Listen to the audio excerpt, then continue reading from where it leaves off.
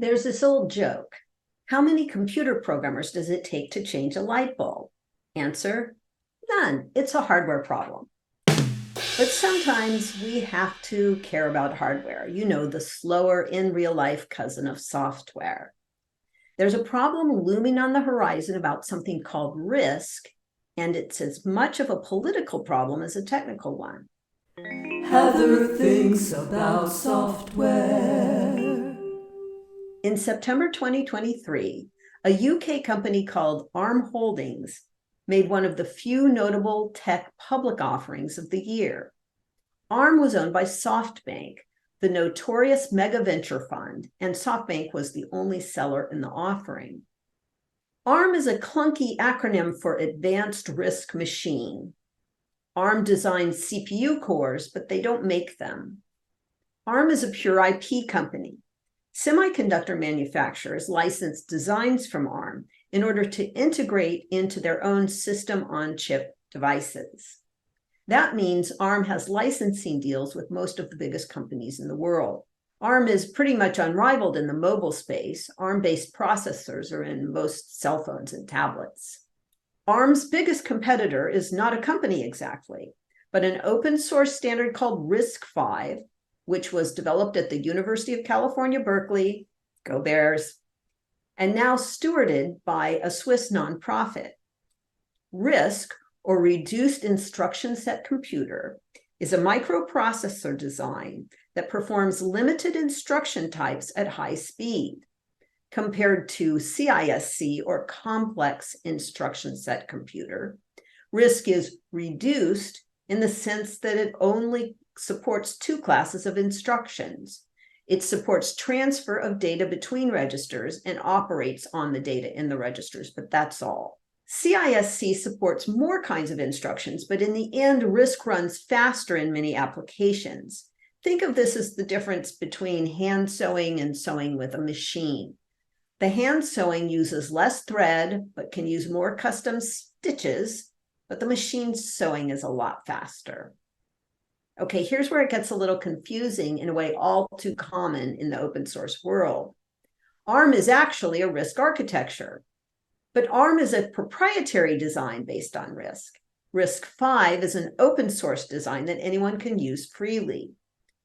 For those of you licensing nerds out there, it's under CC BY. One important benefit of the open source nature of RISC-V is freedom rather than price. Chip designers can choose which instructions they want to add to the instruction set without having the feature bloat that comes from a proprietary product. If you want to know more about how RISC and ARM work, I will link to an excellent article in the description. So that's the business and tech side, and here's the politics. According to Reuters, our elected representatives think we should stop using RISC because China. I won't quote all of them, it's too exasperating. Just take a look at the Reuters article linked in the video description. I'm linking there mainly to prove that I'm not making all this up. Among other things, they are complaining that the export law doesn't properly control contributions to standards like RISC-V. The lawmakers expressed concerns that Beijing is exploiting a culture of open collaboration among American companies to advance its own semiconductor industry. Apparently, they're not clear on the meaning of the word open. I mean, for crying out loud, RISC-V is open source. How does limiting US participation in an open standard help us in any conceivable way? The way they talk, you'd think these jokers own stock in ARM or something. And by the way, there is actually an exception of sorts in the US export regulations for open source material because the government decided a long time ago, very sensibly, that contributing to open source does not harm our security or our business interests. And lest you think that only Republicans are idiots or Democrats are idiots, according to your own worldview, the lawmakers leading this charge together are Marco Rubio, a Republican, and Mark Warner, a Democrat.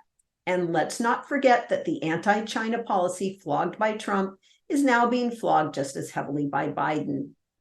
In these polarizing times, it's nice to know that both sides of the aisle can understand so little about open source development that they think the US should shoot itself in the foot in order to avoid an open source standard and enrich a UK company just to spite China. Of course, talk is cheap and export regulations are expensive to enforce. Let's hope that our government does not expend too much effort trying to bottle the wind here. Or maybe let's just hope they get distracted by a shiny object, or maybe their day job of passing the budget. Thanks for watching. And I have an announcement to make. My new book, From Project to Profit, just released this week. It's on Amazon in Kindle and paperback forms. If you're a developer considering starting a company around an open source project, you might like it. Liking and subscribing makes me think more. Heather thinks about software.